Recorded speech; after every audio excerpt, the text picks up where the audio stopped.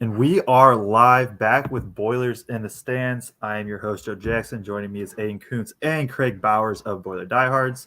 Talking transfer news today, Purdue gets a transfer from in Lance Jones from Southern Illinois, 6'1" guard, grad student. This will be his last year of eligibility, kind of, in the same sense of what Jenkins was. Different player. And we're going to dive into all that, what he's going to bring to Purdue, how he kind of fits, and then probably maybe look ahead a little bit too, as Purdue does have one more roster spot open. Aiden, I'll throw it to you first. What are your just kind of initial thoughts on this news? Yeah, I don't know. I still want to watch more. I'll cage it with that, but yeah, I like him. I mean, he's a older guard. I've seen probably I don't know 3 or 4, 5 games. I've watched a good bit of him now, but um, yeah, he's an older guard who's going to provide nice backup minutes at probably at the point. A little bit like Jenkins in that he's not necessarily a guy who's played a ton of true point guard throughout his career. He handles the ball for Southern Illinois a good amount, more than Jenkins. He's definitely a truer point guard than Jenkins is or was. But again, not nearly the shooting consistency that Jenkins had coming out of wherever he came out of, 3, 4 different schools, whatever it was. This kid is a really tough defender. He's physical. He's got a real thick, wide base, low center of gravity, strong at the point of attack, can struggle a little bit off the ball as a defender. But on the ball, I like him a lot, and I think he could play. You could play him next to Braden if you wanted to, because he's that good of a defender. Even though he's 6'1", and Braden's obviously like 6'0". So I think he'll come off the bench and just provide a tough physical presence. His shot selection was poor, and he really hunts shots, or he did at SIU, especially this past year. Not good shots either. So I think that'll need to be cleaned up. Of course, he'll get a lot better looks here in Painter's system, and hopefully can get up to that, I don't know, 35% kind of range as a 3-point shooter to be respectable. I'll let you guys talk a little bit more, but I like the pickup. It's solid. I think I'm guessing Purdue was his best offer by a pretty wide a margin, but I mean, at the same time, he is a helpful player off the bench. Yeah, and I think for me, like a lot of fans, I immediately Googled his name and went to ESPN stats, Sport Reference stats, and looked up, saw the 3-point percentage, and kind of went, "What?" And then I went and immediately pulled up some clips and started watching some film, and that's kind of what I've done since the announcement was there, just watching him play, in different clips that are available out there, and to me, the first thing that jumps out right away is his ability to handle the ball and his speed and his ability to break people down with the ball. And I think that's something we were sorely lacking on this year's team, of just a guy that can go one-on-one and break people down. And he's shifty. When I talk about athletic guards, what I really mean is a guy that can get downhill and make a move and then make a second move, not a straight line drive ball handler. He's that guy. He's shifty with the ball. He gets into traffic. He actually, watching some of those clips, he looks like he's a guy that can finish around the rim. Like you said, he's thick. Like he can take some contact even at 6'1" and finish over some bigger guys. Some speed, some athleticism, and he was all MVC, all defensive team. And I think you saw, you could see really quick, he's that type of guy that can get up into somebody, like you said, in terms of one-on-one defense or man defense. I didn't watch enough to know about team defense as you were talking, but just looks like a guy, quite frankly, when we go up against some smaller, speedier, shiftier guards that we needed last year. Yeah, I think you guys are both spot on. I'm going to preface this also, the little bit that I have watched and researched. We were going, pretty quickly after it was announced, only a couple hours. So we'll definitely dive in more later. I assume once the roster's more set, we'll have a show more then too, where we actually get to deep dive. But yeah, just a lot of same thoughts. The 3-point percentage stood out first. It was alarming. Like, as a team that didn't shoot well last year, as is a team that lost in the first round because they couldn't shoot primarily. That was alarming to see. He did shoot 40-something%, 42.9% his sophomore year in 119 attempts. So your hope, obviously that's really high variance. And last year was really bad with 26.7. You're hoping you get somewhere in the middle. If he can get to 34, 35, that would be amazing. And then I think his minutes are much more valuable. I think, like Aiden said, the shot selection from the little bit I watched, it wasn't great. The one half, like I've seen a half and then some highlights. It's a lot of deep pull-ups, multiple feet behind the line. You're hoping that he gets a little better shots within Purdue's system. Possibly, if Edey, especially if Edey returns and Edey gets the attention that he will demand. But then defensively, once you watch, it's defensive. He's an athletic dude. He can get to the rim. Just kind of looking at his synergy numbers last year, 135 attempts at the rim, 1.1 points per possession, which is 42nd percentile. Not bad for a guard, especially at only 6'1", right? Because that 42nd percentile, like that's also comparing him to Edey. Like Edey's on that scale as well and stuff like that. So can get to the rim.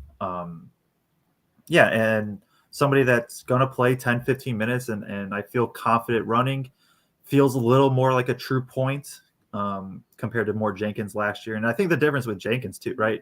And we all love Jenkins. So this is definitely not that. Like Jenkins was bigger too, but it felt not quite as athletic as what Jones is going to bring. Sure. And I think, we saw it in the tourney. Like that was just Purdue just needed or in the tourney throughout the year. Like at times Purdue just needs some sort of athleticism back there. And this is a guy that can bring it in spot minutes. Yeah, and I think looking at synergy, like you said, I think he was 55% on 135 possessions at the rim this year, right? So, I mean, that's a decent number for a 6'1" guard. And again, like if you look at him in the prism of, Purdue's in a weird spot because they have a guy they like at the point guard position. So a lot of guys on Twitter, maybe guys who aren't as plugged in with Purdue, kind of saying, oh, this is the best they could do. Well, they have to kind of play that game of we don't want to bring in someone necessarily better than Braden, or I think that's probably how they're thinking. Agree or disagree. I think they want to let Braden, have the keys at the point guard position. So again, now you're kind of shopping in a different aisle of like, okay, who can we get that will add value, but isn't, going to take all Braden's minutes, and again, who can we get that wants to come to West Lafayette? This was, I think, his only visit over this past weekend, looking at what Brian Newbert was saying on the message boards. And so obviously nice to get a quick commit from him.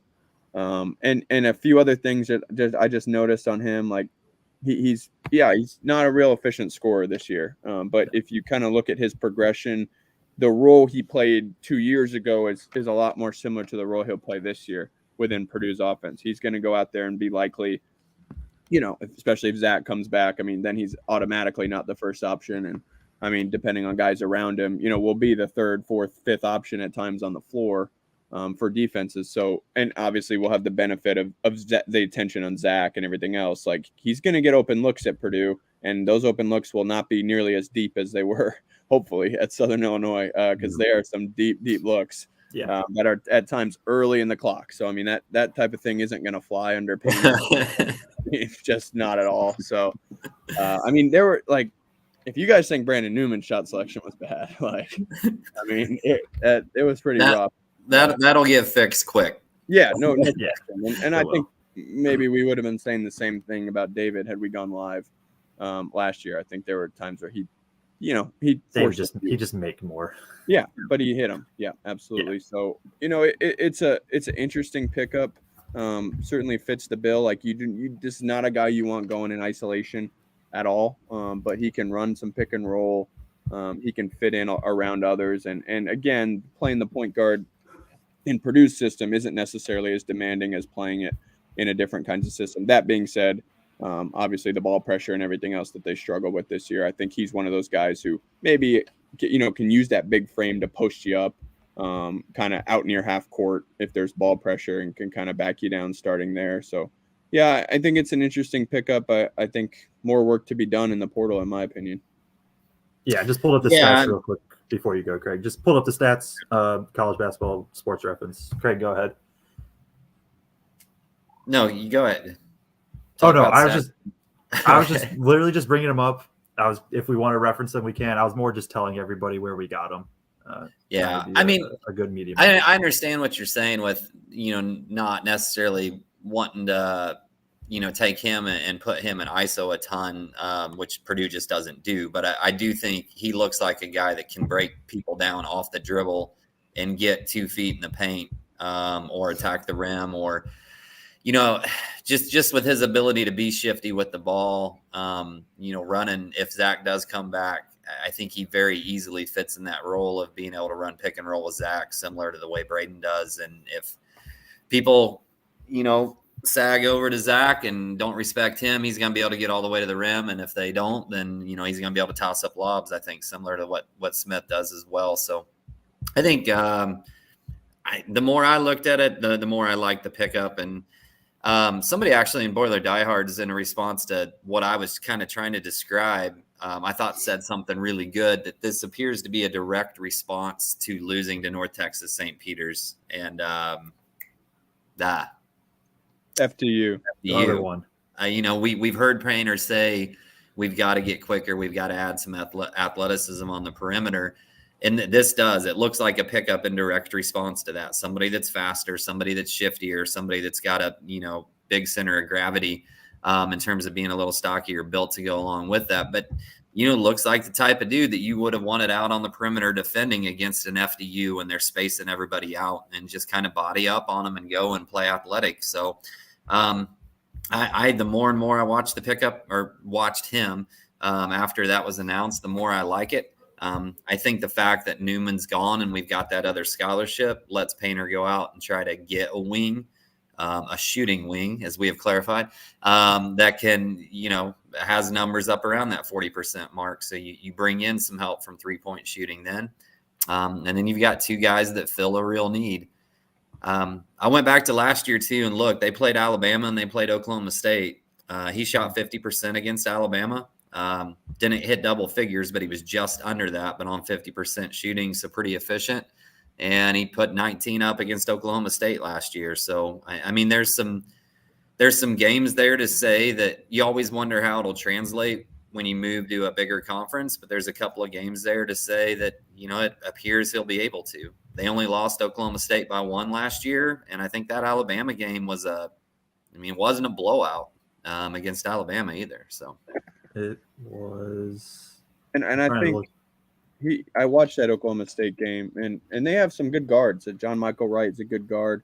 Avery Anderson, who's in the portal now, was even someone was kind of one of those shooting wings, good guard too.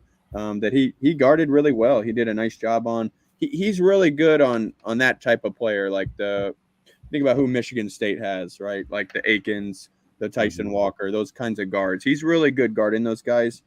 When there's a switch and you get a bigger wing on him who can just kind of finish over him, he gets into trouble. And like I said, he's not maybe the guy you want chasing around a shooter, because there are some off-ball screens where he gets caught up. And I'll have a little video, just a quick little video breakdown out a little bit later where I talk about some of that. But he is strong at the point of attack. Like you will likely not just blow by him, and he's good getting around screens because of that physicality too. Yeah, for sure. Like,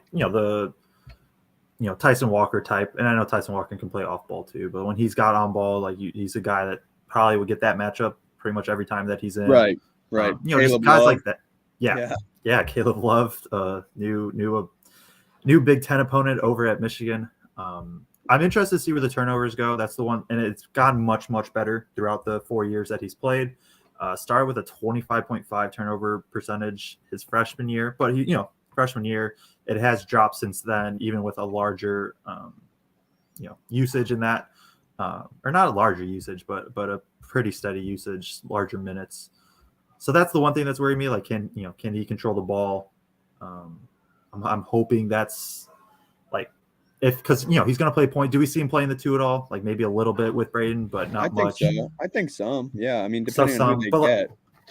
Let's say he plays. We're thinking he plays 10, 15 minutes a game, right? I think 15. Yeah. 15. How many of those are at point? 10? Yeah. I'd say 10 and 5. Okay. So yeah, just hoping in those 10 minutes that, one, that he can throw the ball in the post.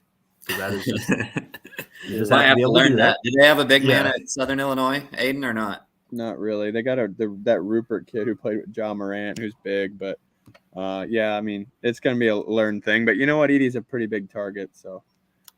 Yeah. Rags is popping in 22 points on the way from Aiden.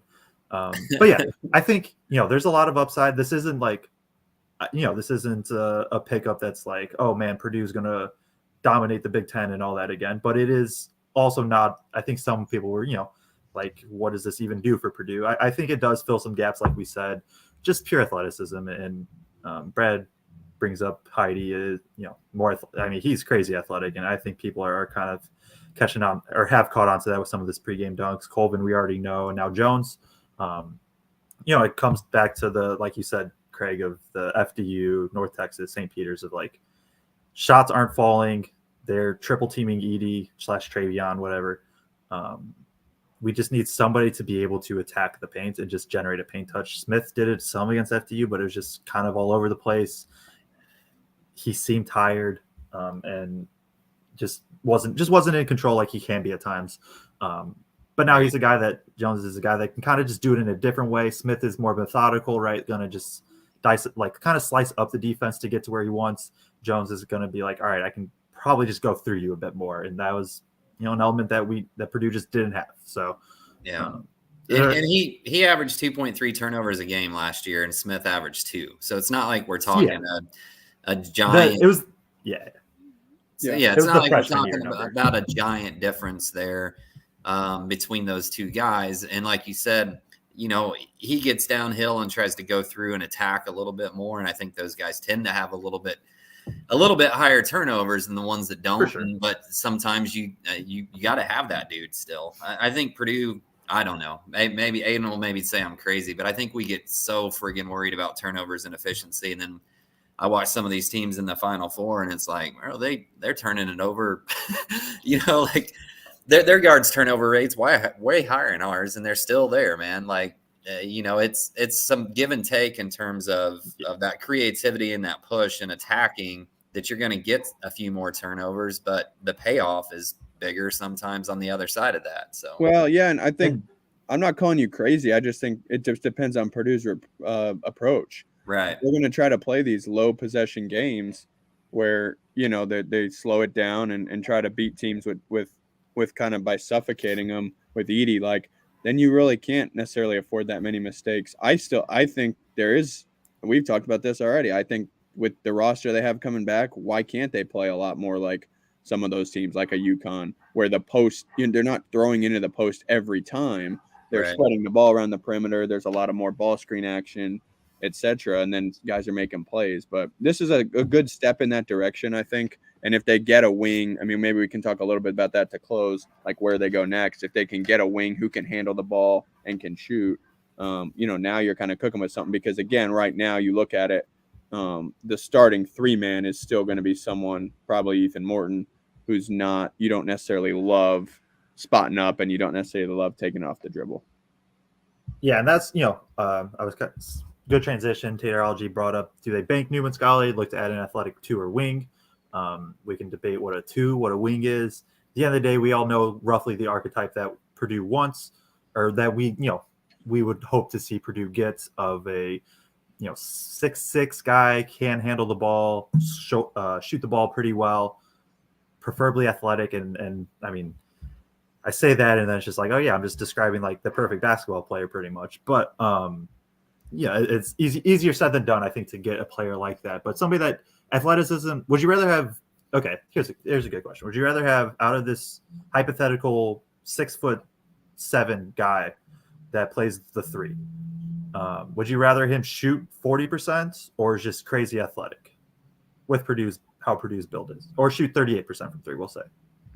38. I'll take the 3-point shooting every day after what I just watched against FDU. By the way, Trink, this guy's a grad transfer. He's got 1 year, so he'll be here for a year. I mean, look, I guess that you can't. I don't think you can gamble on Colvin and just ice the scholarship because you're expecting Colvin to come in and fill some sort of void. I obviously think that there's certainly, like, Ethan Morton's a useful player for sure, and I don't know. It's crowded. It's really crowded. And so maybe you don't want to just bring in like a 30-minute per guy, stud wing. And maybe that guy's not out there for Purdue. I don't know. They haven't been connected to a single wing.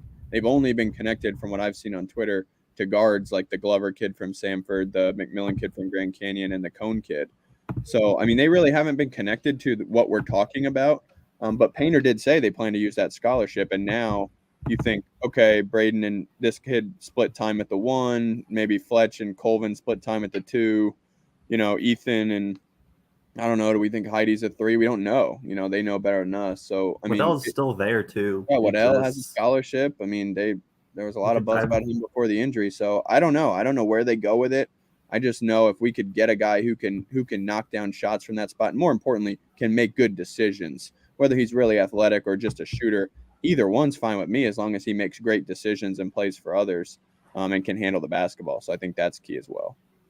Yeah, I mean, I think on the next pickup, a 3-point shooter. I think you bring in some, like has been said, but you bring in some athleticism with Heidi and Colvin coming in already, and I think they just, with that next pick, if they could shore up and just get somebody that's a dead-eye 3-point shooter, that's what I'd like to see personally, like you said. Yeah, I think I'm there too. It's tough, and I have the roster here, kind of the outlook for the next few years. This is having Edie come back. We know no news about that, so that's just throwing that out there. That's not an indication of that. As of right now, one roster spot, pretty full. Like when you compare it to other Big Ten teams, pretty full for the next couple of years compared to a lot of them. Yeah, I don't know if they, okay. The thing with it, I do think they have to use it. Like I just don't see a scenario with the way the transfer portal is now, like. Unless he's like an absolute cancer to the locker room, which Purdue isn't going to go for those guys pretty much anyways. Like if he can fit in locker room wise, like what's the point in not using it?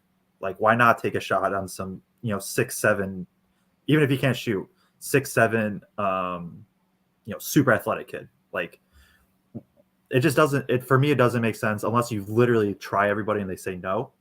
Right. I guess that's an option, but like it doesn't make sense to me to not use it in the way that this transfer portal is.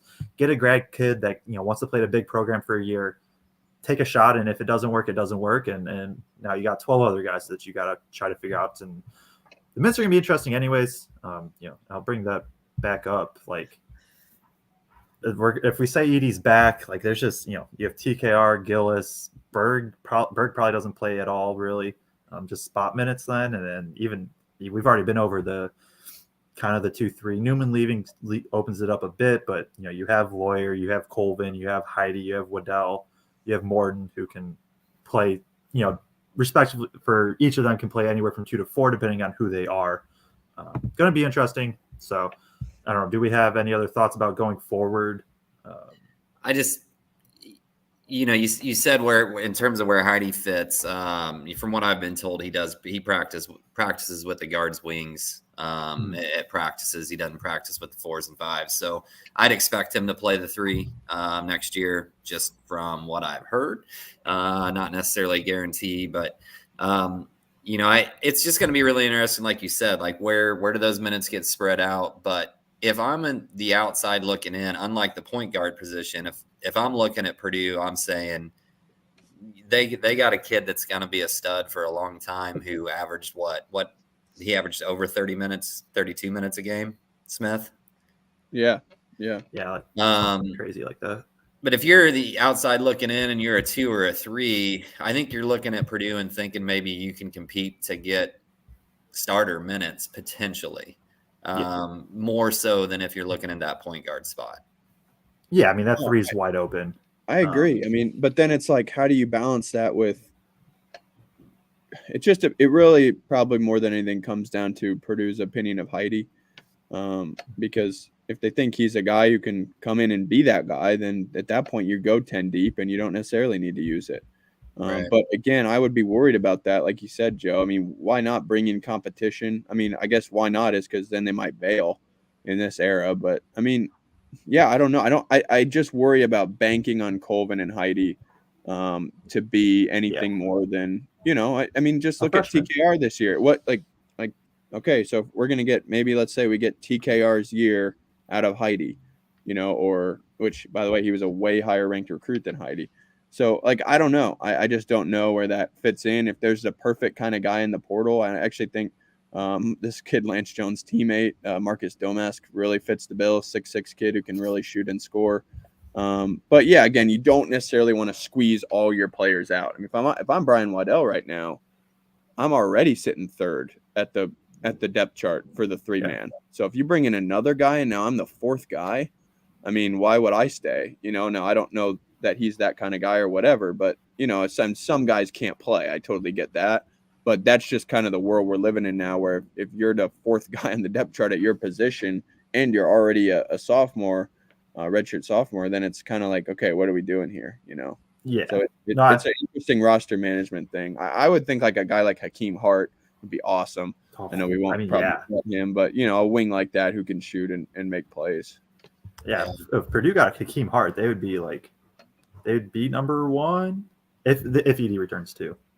If they got Hakeem Hart and Edey back, they would be number 1 in the country, right? Top 3 minimum. Yeah, and the interesting thing, well, they already kind of are in a lot of public. Yeah, I mean, if Edey comes back, I think the average on the way too early rankings, their average ranking was 3rd. So there we go. Yeah.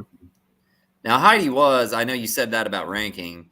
Heidi was like at one point he was top 40. Was he and really? Then, yeah. I don't remember that at all.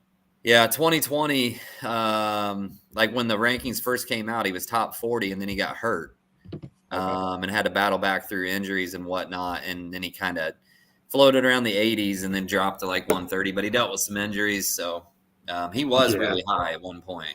But then again, Rafael Davis was the number 1 ranked 8th grade player in the country, as he's told us.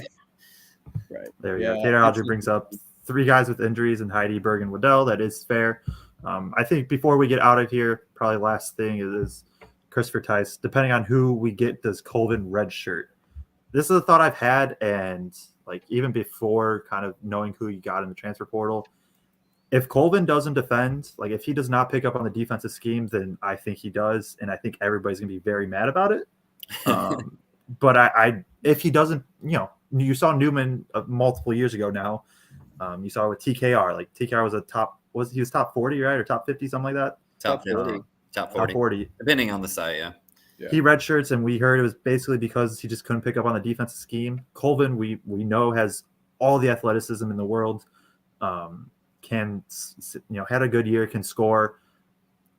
The one question is going to be defense. If he can defend well, I don't see why he would redshirt. If he doesn't pick up on it, and Purdue gets another wing type player in the portal, I could see it. I don't know if you guys have any thoughts. Well, sure. I think so, because again, what we just talked about right now, you don't necessarily have a backup to Fletch Colvin is your backup to Fletch essentially. And this kid, Lance Jones, he's your 3rd guard and then Colvin's your 4th guard. So yeah, if they get another guy who's more of a 2-3, again, we're getting into the wing discrepancy, but just like Colvin is a wing. He is a wing who can play the 2 or the 3.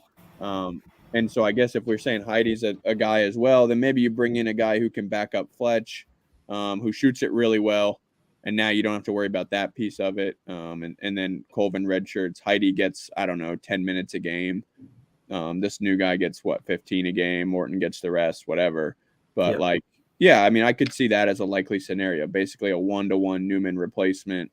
And then Colvin redshirts. You throw Heidi in there to that's your 10-man rotation. Obviously that will shrink. It could get to the point where then Heidi's not playing at all down the stretch or Morton or whoever. But, I could see it. I wouldn't hate it. To me, there's never a negative to the red shirt unless the kid just gets pissed off and leaves, which I don't think would be Miles. I could be wrong, but I don't think that'd be the case. So, I'd like it. I guess people would be mad about it. I think it's always beneficial. You get one more year on the back end. And if obviously he leaves early, then it's only a benefit because he's good enough to get there. I do think, though, this is pretty similar to me to when Carson came in as a freshman. Like that team, obviously this team was ranked way higher last year than that team. But that team had Swanigan, Haas, Vince Edwards, PJ Thompson, Dakota Mathias, Ryan Klein, Spike Albrecht. Like there was a lot of dudes on that team.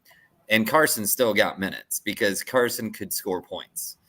I think to some degree it's going to be a little bit of that of like this team at times If they couldn't feed the ball to Zach and they were off from 3, they really struggled to just score points, manufacture points. Oh yeah, Miles can do that. Absolutely. Oh yeah, Right. 100%. So even if he's not a great defender right away, I just have a hard time seeing him getting redshirted because of the fact that he can be that dude that can just come in and get points when you need that. But what's your expectation for him? I mean, how, what? Well, I mean, because I don't think he can be that guy, really. I mean, maybe he can, but I don't know that he's guaranteed. I mean, he hasn't played a really good competition, So I know he has clean mechanics and is skilled and all that, but the game I watched in person just went nuts. I think he had like 37. But I also understand, like, the competition isn't as great.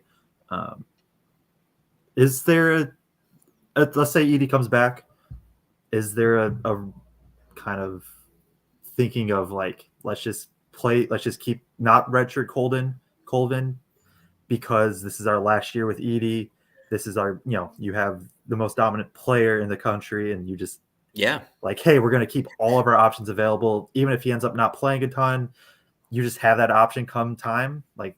You just you're just going all in. You're sacrificing a year later. It depends on who you get. It depends on if you get a guy who's legit, who can provide that scoring punch. If not, then yeah, absolutely. I think you gamble, and they know they're going to have seen Miles in workouts and know what translates. Obviously, so I think it really depends. I'm really interested to see who they get. I haven't been linked. I'm looking at like the top 50 small forward shooting guards. They really haven't been linked to any of these guys. But again, they weren't really linked to Jones, other than Newbert was kind of all over it. So, it'll be interesting. Yeah. You got anything else, Craig? Or I was just gonna say we'll know come that's open scrimmage. Like, right. Every year when you go to that open scrimmage and watch, you're like, oh, that dude's redshirt. Like he doesn't know where he's supposed to be right now. Yeah. Like type of thing. You can tell right away, man. So. Yeah. Braggs wants us to go around the room and rank how much they miss me. Oh wow. Have you been gone, Greg? He was back for 20 minutes or whatever. Everybody that is here, you probably already listened if you're listening now, but we did have our season wrap-up show a couple weeks ago. Or 20, that was a 3-hour show. He was back for more than 20 minutes. Or we had that, but no, when if he came on another time randomly? Was that the Final Four? I forget. Yeah, he jumped because I called him out for being pouty. He jumped on for like 15 minutes after that one. So Facebook user does not miss Braggs' rambling. So, and then the other thing I actually was Paul Burkett. How did you get to the brewery so fast? We were all somewhere else already today, and we're like, hey, we need to go live. Like people are talking about this. This just happened. We got to go live. I didn't drive to the brewery so that I could do the show. I came into town to get some lunch, and I was like, oh, I can swing by here. They'll let me set up. So Ant Wright jumps in. Purdue talking Final Four. I hope so. As a fan, I hope so. I don't think any of us made that prediction yet. So, I mean, if you give me enough time, I seem to be the most overconfident one in this. So if you give me a little, I mean, didn't I pick them in our after the championship? I did pick Purdue to win. So I guess I'm the one that said that. There is footage of that. If Purdue gets another wing, like a legit wing, first thing he heard was Final Four. I don't know. No, that was because we said Braggs came on the show after the Final Four. Yeah, okay. We did Final Four shows. Yeah. We're not that unrealistic. Not yet, at least. I'm not that unrealistic 99% of the time. 1% of the time, I allow myself to get there. We gotta wait till we go undefeated in non-conference again and win Maui, and then we'll be talking. That Maui field's gonna be ridiculous, man. It's crazy. Yeah, it's crazy. I can't wait to get my credentials and go. That would be wild. But yeah, I think kind of wrap this up with Lance Jones. Like we're all kind of on the same page. A solid pickup, can play. We're hoping 10 to 15 minutes. Will definitely be more of a true point, I think, than what Jenkins was, but can play the two when needed. Strong defensively, and then we're just hoping for some regression, some positive regression on the shooting fronts. I mean, we can pull up the stats really quick one more time. Like, wasn't great shooting past couple of years. I looked at the efficiency. I'm looking at the efficiency. If we can get that junior year efficiency, 55% from 2, 34% from 3, I would love that. Smaller volume, going to be better shots, but I think overall, not the flashy name, and that's what I kind of tweeted. Not the flashy name that I think a lot of Purdue fans were hoping. The Criers, things like that. That was never going to happen, though. Never going to happen. Never going to happen. So never going to happen. Kansas State, Houston, and who else? One other Big 12 team. Like, dude, come on. He's not coming here. Yeah. Craig, you got anything on that? Or are you good? No, I've been going back and forth with people for the last 3 days with them throwing out names to me, and I'm like, man, they're not coming. They're not coming. He said he wanted freedom in the offense, and they're like, well, Carson Edwards, Jaden Ivey got to play with freedom. Like, that doesn't mean we have a style of basketball that offers a lot of freedom for guards in general. Like, did Jaden Ivey get to play with freedom? What's that? Did Jaden Ivey even get to play with freedom except for like 2 games? When he got to play with freedom when he saw the open court. Like that's when Jaden, like Carson got truly released. Like, that was like release the Kraken mode. But we didn't have anybody else that year. There was no big you had to throw it into. Yeah. Jaden had freedom if he got the ball and he could see open court in front of him. But in a half court offense, he didn't have what I would call freedom. Not unless you're talking Illinois, one game. Yeah. And Michigan. He tore up that 2-3 zone. Yeah, Michigan, yeah. The first game against Michigan. We don't talk about the second one. But yeah, wrap it up here. Lance Jones transfers to Purdue. He'll be a grad student. 1 year eligibility, all of that. 6'1", pretty physical, brings some athleticism, a pop that Purdue just full on lacked in the backcourt, just like how we're kind of lacking Braggs on this show, So as he comments here, anything else? I know I said this like 3 times now, but that's just how it goes when we're talking Purdue basketball. Yeah, my last thing is just like I think only 11% or something of his shots came in the mid range, so like he fits right in that respect.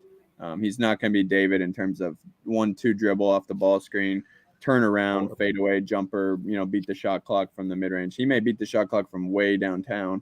But again, I'd like as few of those shots as possible watching his game. Maybe just toes on the line or right behind the line, maybe not 2 or 3 feet. So, Aiden, is there somebody in the recent past, last 10, 15 years for Purdue? Well, you probably don't remember 15 years ago. Last 10 years ago from Purdue, or another Big Ten player in the last 5 to 10 years you can think of that would be a good player comp for him? I was thinking a little bit about this. Nothing jumped out right away. His body type is like exactly like Trevor Keels from Duke, if anybody remembers that, but that's not really relevant to the Big Ten or Purdue. Like a Bruce Thornton type body? Yeah, he does a little bit. Maybe, I mean, that's maybe even a little Thornton's more a little bigger. Yeah, Thornton's a little bigger. Boy, I'm trying to think. I mean, body type, he's similar to Jenkins. He's just more athletic, right? Yeah. I don't know. I'll have to come back to you. I'll have to think more on that. Okay. Oh, hey, we got good news. He used a Wilson Evo ball. Oh, and shot horribly with it. It's right in. Wait, did they switch to the Wilson Evo ball just last year? Maybe that explains it. Maybe we'll have to do some research on that. Did you guys see the clip that I retweeted that Kovic from ISC and the Cobra Stats guy from Purdue were on with the University of Kentucky dude? Yeah. The video? Yeah. That was crazy. Yeah, it is. Yeah. We good? Anything else? Good. Last chance? All right. Appreciate everybody tuning in. We'll go if Purdue gets another scholarship or another transfer. Another scholarship. Gets another transfer. We'll probably hop on live shortly after. Aiden, you said you'll have a little bit of a little video breakdown. I plan to have a film thread out sometime today, tomorrow, Monday, somewhere in that area. Craig, I don't know if you have anything else going out, but nope. Appreciate everybody tuning in, and then we'll be live whenever that is, recapping Purdue and just talking hoops. So appreciate everybody tuning in. Yep. Bye.